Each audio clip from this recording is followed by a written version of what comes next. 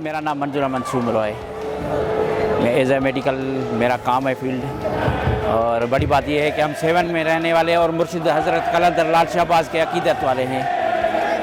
बात होती है अपने जो है सेलिब्रेट के हवाले से जो है पूरे मुल्क में हर अपना अपना अंदाज़ होता है। हमारा अंदाज़ तो यही है, तकरीबन जो है हमारी पैदाइश 70 की है, 50 साल से मतलब, तो हमारे ये तकरीबन जो है 20-22 साल से मैं मतलब हर साल यहीं सेलिब्रेट करता हूँ। नगर न्याज भी होता है और खुशी का मौका होता है।